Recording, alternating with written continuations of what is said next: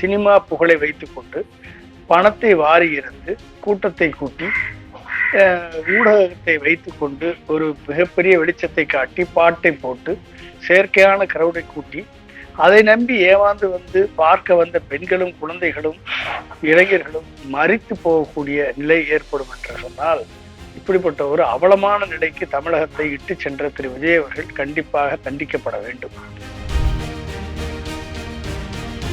விசாரணை வளையத்திற்குள் விஜய் கண்டிப்பாக வர வேண்டும். விஜய் விசாரிக்கப்பட வேண்டும். விஜய் குற்றப்பத்திரிகை தாக்கல் செய்யப்பட வேண்டும். அதற்கான தண்டனையை அவர் அனுபவித்துத்தான் ஆக வேண்டும். அந்த நேரத்திலேயே வேன் சீஸ் பண்ணப்பட்டிருக்க வேண்டும். டிரைவர் அரெஸ்ட் பண்ணப்பட்டிருக்க வேண்டும். அதில் இருக்கக்கூடிய அனைத்து அசட்டையும் வந்து அவங்க சீஸ் பண்ணியிருக்கணும். அதை செய்யாமல் விட்டது மிகப்பெரிய ஒரு லீக் தான். அதில் இருக்கக்கூடிய தடயங்களை அளிப்பதற்கு மிகப்பெரிய சாத்தியக்கூறு இருக்கிறது. வேன் டிரைவரையே பிறல் சாட்சி வைப்பதற்கு வாய்ப்புகள் இருக்கிறது.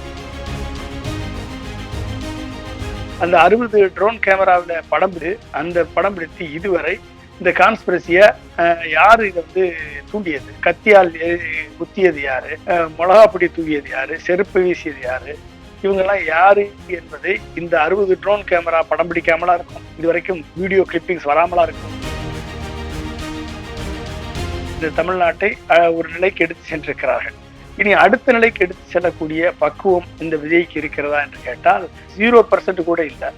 அப்படிப்பட்டவரிடம் நம்பி எப்படி ஒரு ஆட்சியை, தலைமை பொறுப்பை, இளைஞர்களது எதிர்காலத்தை ஒப்படைப்பது என்ற கேள்விக்கு இந்த விஜயிடம் கிடைத்த பதில் 0 தான்.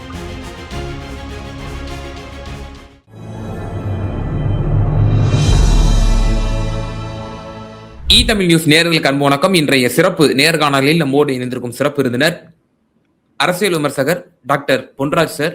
சார் வணக்கம். வணக்கம்ப்பா சார். தற்போது கிடைத்திருக்கக்கூடிய ஒரு அண்மையான ஒரு தகவலை பார்க்கிறோம். ஏற்கனவே டெல்லியில் 3 நாட்களாக இந்த சிபிஐ விசாரணை என்பது மேற்கொள்ளப்பட்டு வந்தது. இந்த கரூர் கூட்ட நெரிசல் விவகாரம் சம்பந்தமாக, கரூர் மாவட்ட நிர்வாக சம்பந்தமாக கலெக்டர் மற்றும் எஸ்பி ஆஜராகி இருந்தாங்க. தமிழக வெற்றி கழகத்திலிருந்து புசி ஆனந்த், ஆதவ், நிர்மல்குமார் ஆகியோர் ஆஜராகி இருந்தார்கள். இப்போது அடுத்தபடியாக அந்த வேனின் டிரைவருக்கும் திரு விஜய்க்கும் அடுத்தபடியாக சம்மன் அனுப்பப்படலாம் என்ற ஒரு தகவல்கள் வந்து கொண்டிருக்கின்றன. வேன் டிரைவர்கிட்ட முக்கியமா பல என்கொயரி வந்து நடத்த போறாங்க.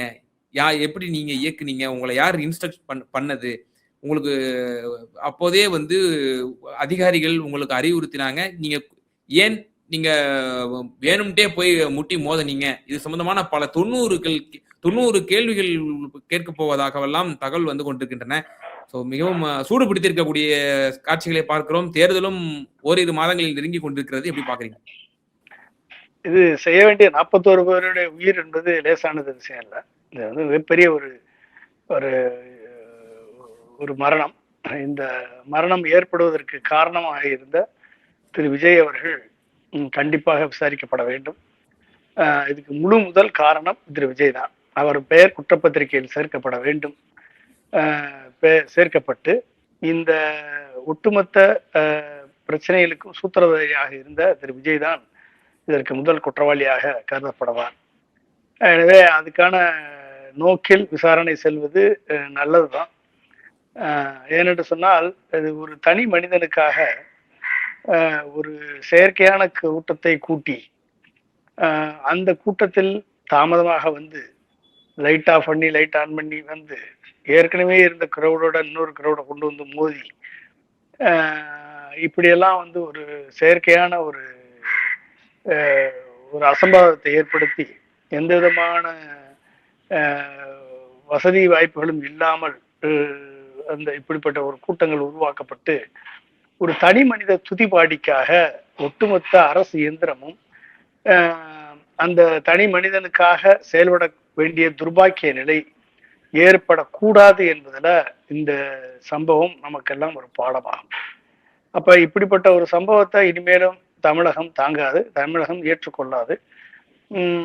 இப்படிப்பட்ட ஒரு தாந்தோன்றித்தனமான சினிமா புகழை வைத்துக்கொண்டு பணத்தை வாரி இறந்து கூட்டத்தை கூட்டி ஊடகத்தை வைத்துக்கொண்டு ஒரு மிகப்பெரிய வெளிச்சத்தை காட்டி பாட்டை போட்டு செயற்கையான கிரௌடை கூட்டி அதை நம்பி ஏமாந்து வந்து பார்க்க வந்த பெண்களும் குழந்தைகளும் இளைஞர்களும் மரித்து போகக்கூடிய நிலை ஏற்படும் என்று சொன்னால் இப்படிப்பட்ட ஒரு அவலமான நிலைக்கு தமிழகத்தை இட்டு சென்ற திரு விஜய் அவர்கள் கண்டிப்பாக தண்டிக்கப்பட வேண்டும். இதில் எந்த விதமான மாற்று கருத்தும் இல்லை. அது வந்து விஜய்க்கு எந்த அளவுக்கு சிபிஐ விசாரணை இதுவரைக்கும் நடந்த சிபிஐ விசாரணையில் யாரும் தண்டிக்கப்பட்டதாக சரித்திரமில்லை. ஹத்ரஸ் சம்பவத்தில் பாலியல் வன்கொடுமை 121 பேர் மரணமடைந்தார்கள் அந்த அந்த பாபாவுடைய நிகழ்ச்சியில. யாருமே தண்டிக்கப்படல. சிபிஐ விசாரணை கேட்கல. ஒரு 3 நபர் கமிஷன் போட்டாங்க. அவங்க கடைசியில எல்லாரும் அவங்கவுங்க வேலையை ஒழுங்கா செய்யலைன்னு சொல்லிட்டு போயிட்டாங்க. கடைசியில செத்தவன் தான் பரலோகம் போனவன் தான் 121 பேர். ஆன்மாவுக்கு ஒரு இழப்பீடும் கிடையாது. இங்க இதை செய்ததோடு மட்டுமல்லாமல் இந்த 41 பேருக்கு மட்டும் 41 பேர்ல செலக்டிவா 37 பேருக்கு மட்டும் 20 லட்சம் கொடுத்து அவர்களை சமாதானப்படுத்தி அவர்களை அவர்கள் காலில் விழுந்து சாட்சியை கிடைக்கக்கூடிய மிகப்பெரிய வேலையையும் விஜய் பண்ணி இருக்கிறார்.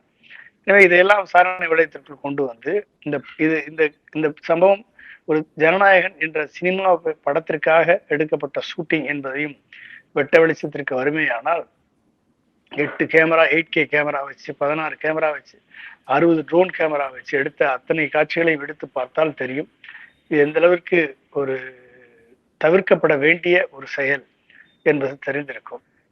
எனவே இது ஒரு சிபிஐ விசாரணை வளையத்திற்குள் விஜய் கண்டிப்பாக வர வேண்டும். விஜய் விசாரிக்கப்பட வேண்டும். விஜய் குற்றப்பத்திரிகை தாக்கல் செய்யப்பட வேண்டும். அதற்கான தண்டனையை அவர் அனுபவித்துத்தான் ஆக வேண்டும். கைது பயத்தில் விஜய் இருந்து கொண்டிருக்கிறார் என்ற சாராம்சத்தோடு பல நாளிதழ்கள் எழுதி கொண்டு வருகின்றன. குறிப்பாக அந்த வேன் டிரைவரை வச்சு விசாரிச்சாலே போதும், அப்ப ஆதவர்ஜுனாவும் திரு விஜய் அவர்களும் நிச்சயமா சிக்கிடுவாங்க, இப்போது அவர் வீதியில் இருந்து கொண்டிருக்கிறார் அப்படின்ற ஒரு விஷயம் சொல்லப்படுதுல்ல சார். இப்ப இதுவரை வேன் டிரைவரையும் விசாரணை வளையத்துக்கு உள்ளாக்கப்படல, அந்த வேனையும் சீஸ் பண்ணல. அவர் அந்த வேன்ல தான் அவர் ஒவ்வொரு பிரச்சாரம், ஈரோடு பிரச்சாரத்துக்கு போனாரு, பாண்டிச்சேரி பிரச்சாரத்துக்கு அந்த வேன்ல தான் போனாரு. இங்க மதுரை சென்னை உயர்நீதிமன்றத்தினுடைய நீதியரசர் மாண்புமிகு நீதியரசர் அவர்கள் சொன்னார், ஹிட் அண்ட் ரன் கேஸ் போட்டிருக்கணும், நீங்க சீஸ் பண்ணிருக்க வேண்டாமான்ட்டு. அதையும் பண்ணல. வழக்கு இப்ப சிபிஐ வசம் சென்றதுனால வேன் டிரைவர் விசாரணை வளையத்திற்குள் தற்போது கொண்டு வரப்போவதாக தகவல். தமிழக அரசு அந்த விஷயத்துல தவறிழைத்து விட்டதான் என்றதுக்கு நான் கருதுகிறேன். என்றால் அந்த நேரத்திலேயே வேன் சீஸ் பண்ணப்பட்டிருக்க வேண்டும், டிரைவர் அரெஸ்ட் பண்ணப்பட்டிருக்க வேண்டும், அந்த வேன் பறிமுதல் செய்யப்பட்டிருக்க வேண்டும். அதுல இருக்கக்கூடிய அனைத்து அசட்டையும் அவங்க சீஸ் பண்ணியிருக்கணும். அதை செய்யாமல் விட்டது மிகப்பெரிய ஒரு லீக் தான். அதுல இருக்கக்கூடிய தடயங்களை அளிப்பதற்கு மிகப்பெரிய சாத்தியக்கூறு இருக்கிறது. வேன் டிரைவரையே பிறல் சாட்சி வைப்பதற்கு வாய்ப்புகள் இருக்கிறது. நானா தான் போனேன், எனக்கு தெரியாது, அவங்க ஒன்றும் என்னை கண்ட்ரோல் பண்ணல, கூட்டத்தை பொறுத்து கொண்டு போய் வண்டியை ஓட்டுறது என்னுடைய பொறுப்பு, இதுக்கு காரணம் நான் தான் வேன் டிரைவர் கூட என்னுடைய பொறுப்பை ஏற்றுக்கொண்டு விஜயை தப்பிக்க வைப்பதற்கு அனைத்து வழிகளிலும் முயற்சிகள் நடைபெறலாம். இது வாய்ப்பு இருக்கிறது. எனவே இது இவ்வளவு நாள் கழித்து இதை விசாரிக்கும் பொழுது இதனுடைய காரசாரம் குறைந்துவிடும். அதனுடைய காரணங்களுக்கு மதிப்பில்லாமல் போய்விடும். எனவே இது தாமதமான நீதி தவிர்க்கப்பட்ட நீதியாக மாறிவிடும். எனவே அதை செய்ய மாட்டார்கள் என்று கருதுகிறேன். உண்மையான விசாரணை, நேர்மையான விசாரணையை சிபிஐ நடத்தி அதை செய்தால் கண்டிப்பாக குற்றவாளிகள் தண்டிக்கப்படுவார்கள். 41 பேர் மரணத்திற்கு 20 லட்சம் விஜய் கொடுப்பதும் 10 லட்சம் அரசு கொடுப்பதும் இது சரியான ஒரு தீர்வு அல்ல. இது விஜய் என்ற உச்சபட்ச நடிகர், உச்சபட்ச கேரியர்ல 1000 கோடி சம்பாதிக்கக்கூடிய நடிகர், ஆளுக்கு 1 கோடி கொடுத்திருந்தா கூட இது மனசு ஆறி இருக்கும். அவங்களுடைய ஃபியூச்சர். ஒவ்வொரு இளைஞனும், ஒரு இளைஞன் நாளைக்கு நீதிபதியா வரலாம், ஒருத்தர் நாளைக்கு மிகப்பெரிய ஒரு தலைவரா வரலாம், எம்எல்ஏ வரலாம், ஐஏஎஸ் ஐபிஎஸ் வரலாம். அரசியலிலே யார் வேண்டாலும் தப்பித்து விடலாம் என்ற நிலை வந்தால் இது தொடரும். இந்த சம்பவங்கள் தொடரும். இது மக்களை பலிகடாக்கக்கூடிய ஒரு அயோக்கியத்தனமான ஒரு செயல். அந்த மக்களுமே இதற்கு பணத்தை பெற்றுக்கொண்டு தங்களது பிரபலமான தலைவர்கள் என்று சொன்னால் உடனே அவரிடம் பணம் பெற்றுக் கொள்ளலாம்.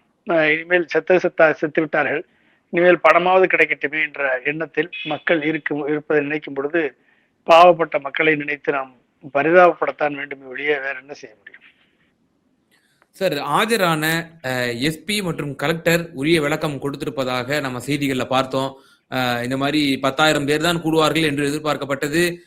பிறகு 20,000 அளவிற்கு நாங்கள் 20,000 பேர் கூடுவார்கள் என்று எதிர்பார்த்து நாங்கள் போலீசாரை குவித்தோம். ஆனால் கட்டுக்கடங்காத 30,000 பேர் கூடிவிட்டார்கள். நாங்கள் உரிய பாதுகாப்பை வழங்கினோம் என்றெல்லாம் காவல்துறை தரப்பிலும் அரசு தரப்பிலும் விளக்கம் கொடுக்கப்பட்டிருக்கிறது. ஆனால் தமிழக வெற்றி கழகத்தின் தரப்பில் ஆஜரான மூவரும் கான்ஸ்பிரன்சி தியரிஸை தான் அவங்க முன் வச்சிருக்கிறாங்க. அங்க அப்போது என்னென்னலாம் கூறப்பட்டதோ அந்த சதி கோட்பாட்டை தான் அவர்கள் முன்மொழிந்திருக்கிறார்கள் என்று சொல்லும் பொழுது யாருடைய வாதம் அங்க நிற்கும் சார்? இந்த டிவில பேசுறவங்க, இந்த தாவைக்கால பேசுறவங்க எதுவுமே ஒரு எவிடன்ஸ் இல்லாம, ஒரு அர்த்தமும் இல்லாம, ஒரு உப்பும் இல்லாம, சப்பும் இல்லாம, ஒரு ஆதாரம் இல்லாம இவர்கள் சொத்தையான வாதங்களை கொண்டு மக்கள் முன்னால வைக்கும் பொழுது இவர்கள் எல்லாம் ஒரு பரிதாபகரமான ஜீவிகளாக மக்களால் பார்க்கப்படுகிறார்கள். இவர்கள் கான்ஸ்பிரசி தியரி என்று சொன்னால் அந்த 60 ட்ரோன் கேமராவில படம் பிடித்து அந்த படம் பிடித்து இதுவரை இந்த கான்ஸ்பிரசிய யாரு இதை தூண்டியது, கத்தியால் குத்தியது யாரு, மிளகா பொடி தூக்கியது யாரு, செருப்பு வீசியது யாரு, இவங்கெல்லாம் யாரு என்பதை இந்த 60 ட்ரோன் கேமரா படம் பிடிக்காமலா இருக்கும்? இதுவரைக்கும் வீடியோ கிளிப்பிங்ஸ் வராமலா இருக்கும்?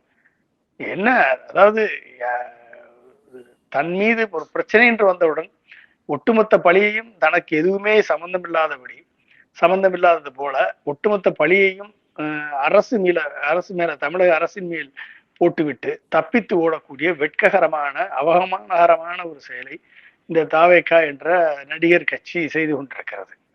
இது இப்படிப்பட்ட ஒரு நிலைமைக்கு இவர்கள் செல்லுவது, இவர்கள் எப்படிப்பட்டவர்கள், வருங்காலத்தில் எப்படி இவர்கள் மக்களுக்கு உண்மையாக இருப்பார்கள், வருங்காலத்தில் இவர்களை எப்படி நம்புவது, இவருடைய கிரெடிபிலிட்டி என்ன, இவர்கள் எதற்கும் யாரையும் அடகு வைக்க தயங்க மாட்டார்கள், எந்த பழியையும் இவர்கள் அடுத்தவர் மேல் திருப்பிவிட தயங்க மாட்டார்கள், எப்படிப்பட்ட பொய்யையும் உண்மையாக பேசக்கூடிய வல்லவர்கள், தனக்கான ஒரு தனிநபர் துதிபாடி தனத்தை போற்றி தனக்கென்ற ஒரு கூட்டம் இருக்கிறது என்று, ஆட்டுமந்தை கூட்டம் போல ஒரு கூட்டம் வருகிறது என்று அந்த ஆட்டுமந்தை கூட்டத்தை விட தரங்கட்டு மதிக்கக்கூடிய ஒரு நிலையில்தான் இந்த நடிகர் தலைமையிலான கட்சி இருக்கிறது என்பதை நினைக்கும் பொழுது உண்மையிலேயே இப்படிப்பட்ட தீய சக்திகள் நாட்டிற்கு நல்லது அல்ல என்ற எண்ணம் தான் நமக்கெல்லாம் அரசியலை தூரத்திலிருந்து உற்று நோக்கக்கூடிய என்னை போன்றவர்களுக்கெல்லாம் வருகிறது. ஒரு தலைவன் என்று சொன்னால் அந்த தலைவனுக்கு உண்மையும் நேர்மையும் மக்களை நேசிக்கக்கூடிய பண்பும் முதலில் இருக்க வேண்டும். இந்த உண்மையும் நேர்மையும் மக்களை நேசிக்கக்கூடிய பண்பும் இல்லாதவர்கள், உண்மை பேசாதவர்கள், பொய்யை தனக்கு சாதகமாக திரித்து கூறுபவர்கள், தனக்கு ஏற்ப சொல்லிலும் செயலிலும் செயல்படக்கூடியவர்கள் அரசியல் வியாதிகள். அந்த அரசியல் வியாதிகளை போல நீயும் ஒரு வியாதியாக, புது வியாதியாக இங்கு இந்த நாட்டை எப்படி ஆரோக்கியமான நாடாக மாற்றப் போகிறாய்? இதான கேள்வி. அப்ப நீ இருக்கக்கூடிய அரசியல் வியாதிகளை போல நானும் தான் இருப்பேன், அரசியல்வாதிகளை போல நான் பொய் சொல்வேன், அரசியல்வாதிகளை போல சமயத்துக்கு ஏற்றால் போல் பேசுவேன், அரசியல்வாதிகளை போல பிரச்சனை வந்தால் ஓடிவிடுவேன், அரசியல்வாதிகளை போல நானும் எனக்கு ஏற்றபடி நான் கருத்துக்களை மாற்றி பேசுவேன், அரசியல்வாதிகளை போல பழியை அடுத்தவர் மீது போடுவேன். இப்படியெல்லாம் நீ செஞ்சேன்னா நீ என்ன ஒரு புது அரசியலை கட்டமைக்க போகிறாய்? நீ என்ன புது ஒரு கொள்கையை கட்டமைக்க போகிறாய்? இந்த கேள்வி சாதாரண பொது மக்களுக்கு ஏற்படும். அப்ப அந்த கேள்விக்கு என்ன பதில் இந்த நடிகர் விஜயிடம் இருக்கிறது என்று எனக்கு தெரியவில்லை. என்று சொன்னால் நடிகர் விஜய் ஒரு புது நபராக அரசியலுக்கு வருகிறார். ஒரு களத்திலே அரசியலை நேர்மையாக, நியாயமாக, தொலைநோக்கு பார்வையுடன் சந்திக்கவிருக்கிறார் என்ற எண்ணம் வந்தால் இப்ப செய்த கட்சிகள் அவர்களால் முடிந்த அளவிற்கு இந்த தமிழ்நாட்டை ஒரு நிலைக்கு எடுத்து சென்றிருக்கிறார்கள். இனி அடுத்த நிலைக்கு எடுத்து செல்லக்கூடிய பக்குவம் இந்த விஜய்க்கு இருக்கிறதா என்று கேட்டால் 0% கூட இல்லை. அப்படிப்பட்டவரிடம் நம்பி எப்படி ஒரு ஆட்சியை, தலைமை பொறுப்பை, இளைஞர்களது எதிர்காலத்தை ஒப்படைப்பது என்ற கேள்விக்கு இந்த விஜயிடம் கிடைத்த பதில் 0 தான். சார், இப்போ நம்மலாம் பேசிட்டு இருக்கிறோம். தமிழக வெற்றி கழகத்திற்குத்தான் பாஜக நெருக்கடி கொடுக்கும். சிபிஐ வசம் சென்று விட்டாலே பாஜக கை வசம் தான் வந்து அவர்களுடைய குடிமை இருக்கும் என்றெல்லாம் பேசிக் கொண்டிருக்கிறோம். ஒரு பக்கம் இவர்கள் கான்ஸ்பிரசி தியரிஸை அங்கு அவர்கள் தகவலாக ஆதாரமாக கொடுக்கிறார்கள் என்று சொன்னால், பாரதிய ஜனதா வேறொரு கணக்கையும் இதில் வைத்திருக்கலாம் அல்லவா? திமுகவிற்கு நாம வந்து இதன் மூலியமா ஒரு செக் வைப்போம் அப்படின்னு சொல்லி பாஜகவுடைய கணக்கு வேறொரு கணக்காக கூட இருக்கலாம் அல்லவா? கண்டிப்பா இருக்கும். அதாவது பாஜகவினுடைய பிளான் என்ன அப்படின்னா வந்து ஒரு பிளான் வந்து பாஜக என்டிஏ கூட்டணியில விஜயை கொண்டு வருவது ஒரு பிளான். ஆனா அந்த பிளான் வந்து ஜீரோ ஆயிரும். அது என்டிஏக்கே அது விஜய்க்கே வந்து நெகட்டிவா போய் விஜயினுடைய வாக்கு சதவீதம் ஒண்ணும் இல்லாம போயிடும். எனவே வந்து அப்படி கொண்டு வருவதில் எந்த பிரயோஜனமும் இல்லை. ஒண்ணு, அதிமுகவை விஜய் பக்கம் அனுப்பிவிட்டா அப்ப என்ன ஆகும்னா அதிமுகவும் விஜயும் சேர்ந்து வலிமை பெற்றவர்களாக மாறிவிட்டால் பிறகு நம்ம சொல்ல கேட்க மாட்டாங்க. ரெண்டாவது, அப்ப என்ன பண்ணணும், அதிமுகவை நம்ம பக்கம் வச்சிருந்து அதிமுகவை காலி பண்ணணும். இது வந்து ஃபர்ஸ்ட் ப்ரையாரிட்டி. ரெண்டாவது, விஜய் வந்து இந்த மற்ற சின்ன சின்ன உதிரி கட்சிகள் டிடிவி, ஓபிஎஸ், தேமுதிக, பாட்டாளி மக்கள் கட்சியில ஒரு பிரிவு, இப்படி பிரிவுகளை எல்லாம் வந்து விஜய் பக்கம் சேர்த்து விட்டால், ஒருவேளை இரண்டாம் இடத்திற்கு விஜய் வந்து விட்டால் அப்பொழுது நாம் விஜய் இந்த சிபிஐ வழக்கு என்ற பிடியின் விசாரணையை கையில் வைத்துக் கொண்டு விஜயை தன் இஷ்டப்படி ஆட்டி அமைத்துக் கொள்ளலாம் என்ற ஒரு கருத்தியல் தான் இப்பொழுது உண்மையாக நிகழ்கிறது. எனவே இன்றைக்கு வந்து எடப்பாடி பழனிசாமி தலைமையிலான அணி, பிஜேபி தலைமையிலான அணிதான் இரண்டாம் இடத்தில் இருக்கிறது. திமுகவை எதிர்த்து போட்டிவிடக்கூடிய வல்லமையுடன் இரண்டாம் இடத்தில் இருப்பது ஏடிஎம்கே. ஏடிஎம்கே வெர்சஸ் டிஎம்கே தான், இல்ல டிஎம்கே வெர்சஸ் ஏடிஎம்கே தான் இங்க போட்டி. ஆனால் இவரால் ஜெயிக்க முடியுமா என்று சொன்னால் கண்டிப்பாக ஜெயிக்க முடியாது. ஏனென்று சொன்னால் அண்ணாமலை ஒரு பக்கம் கோஆபரேஷன் கிடையாது, அவர் தனி ஆவர்த்தனம் நடத்தி கொண்டிருக்கிறார், வெளியே பேசுறாரு, உள்ள ஒன்று செயல்பாடுகள் வேற மாதிரி இருக்கிறது. நயனா நாகேந்திரன் அவருக்கு சரியான ஒத்துழைப்பு கொடுப்பதில்லை என்றுதான் தகவல்கள் வருகிறது. இரண்டாவது, ஓபிஎஸும் டிடிவியும் இந்த அணியில் இல்லை. பாமக இந்த அணியில் இருப்பார்களா என்று தெரியவில்லை. பாமகவுடைய மேஜர் ஃபேக்ஷன் மருத்துவர் ராமதாஸ் தலைமையில தான் இருக்கு. அன்புமணி தலைமையில குறைந்த அளவு தான் நிர்வாகிகள் இருக்கிறார்கள். எனவே வந்து பாமகவுடைய தலைமையில் இது நடக்குமா என்று தெரியவில்லை. ஸோ இத்தனை அன்சர்டனிட்டியை வைத்துக்கொண்டு இந்த அணியை வைத்து நம்மால் திமுக எதிர்க்க முடியாது என்ற நிலைமைக்கு பிஜேபி வந்துவிட்டது போல் தெரிகிறது. எனவே விஜய் வலுப்படுத்தக்கூடிய செயல்கள் இந்த ஜனவரி மாதத்தில் தொடர்ந்து அரங்கேறும். அவரிடம் ஓபிஎஸ், டிடிவி, தேமுதிக போன்ற கட்சிகளை இணைக்க சொல்லுவார்கள். இணைக்க சொல்லி ஒரு பெரிய பிம்பம் கட்டமைக்கப்படும். டிவிகே வர்சஸ் டிஎம்கே என்ற பிம்பம் கட்டமைக்கப்படும். ஆனால் நான் சொல்கிறேன், நீங்க பாத்தீங்கன்னா எத்தனை பேர் சேர்ந்தாலும் டிவிகே தனித்து நின்றால் 4%, 5% தாண்டி ஓட்டு வாங்க முடியாது. ஏன்னா நீங்க வந்து அவங்களுடைய மேக்சிமம் கூட்டமே 5 லட்சம் தான்.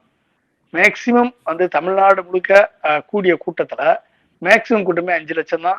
விக்கிரவாண்டியா இருக்கட்டும், அது மதுரையா இருக்கட்டும், விக்கிரவாண்டியில 2 லட்சம் இல்ல 3 லட்சம் வச்சுக்கிட்டா கூட, மதுரையில ஒரு 5 லட்சம் வச்சுக்கிட்டா கூட, இதுதான் அவங்களுடைய மேக்சிமம் கூட்டம். ஒட்டுமொத்த தமிழகத்திலிருந்து அனைத்து ரசிகர்களும் வந்தது இதான் 5 லட்சம் தான் ரசிகர்கள்.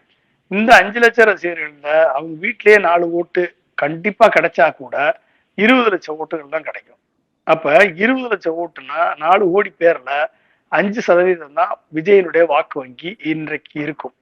அப்ப இந்த வாக்கு வங்கியை வைத்துக் கொண்டு இவர்கள் சீமானை முந்துவதற்கே டிடிவி, ஓபிஎஸ், தேமுதிக எல்லாம் வந்தா தான் சீமானை கூட முந்த முடியும். அப்ப இந்த நிலைமையில தான் டிவிக்கே இருக்கிறது. எனவே அவர்கள் சொல்வதை போல ஒரு ஏதோ 30% விஜய்க்கு இருக்கு, 40% இருக்குன்னு பில்டப் கொடுப்பது, இந்த பத்திரிகையில் எழுதுவது, இந்த டிவிகளில் பேட்டி கொடுப்பது, இதெல்லாம் பார்க்கும் பொழுது நகைப்புக்கிடமாக சிரிப்புக்கிடமாகத்தான் இருக்கிறதே ஒழிய இவர்கள் ஒரு ஆழ்ந்து சிந்திச்சு ஒரு சபாலஜிக்கல் கால்குலேஷன் படி இருக்கிறார்களா என்றால் இல்லை. இன்றைக்கு களத்திலே வலுவாக நிற்பது அனைத்து இந்திய அண்ணா திராவிட முன்னேற்ற கழகமும் திராவிட முன்னேற்ற கழகமும் தான் களத்திலே வலுவாக இருக்கிறது. அவர்கள் கூட்டணி தான் இன்றைக்கு மோதுவதிலே தெளிவாக இருக்கிறார்கள். பிஜேபியுடன் சேர்ந்ததால் அதிமுகவுக்கு வாக்கு இழப்பு தான் ஏற்படுமே ஒழிய அதிமுகவுக்கு வாக்கு பலம் வராது. ஏற்கனவே அதிமுகவுடைய வாக்கு வங்கியை இழந்திருக்கிறார் திரு எடப்பாடி பழனிசாமி. 13% வாக்கு வங்கியை இழந்திருக்கிறார். இனிமேல் செங்கோட்டையை இழந்து இன்னும் எத்தனை பேர் இவரை நம்பி இருப்பார்கள் தெரியாது. ஆனால் இன்றைக்கு எடப்பாடியிடம் இருக்கக்கூடிய வாக்கு வங்கி இரட்டை இலையை எம்ஜிஆரை மதிக்கக்கூடியவர்கள் மட்டும்தான் அனைத்து அண்ணா திராவிட முன்னேற்ற கழகத்தில் இருக்கிறார்கள். இவர்களது வாக்கு கண்டிப்பாக விஜய்க்கு செல்லாது. இவர்களது வாக்கு கண்டிப்பாக சீமானுக்கும் செல்லாது. நிச்சயமா சார். பல்வேறு விவகாரங்கள்ல எங்க நேயர்களுக்கு ரொம்ப தெளிவா உங்களோட கருத்துக்களை பகிர்ந்தீங்க. மிகுந்த நன்றி. மிக்க நன்றிப்பா. தேங்க்யூ.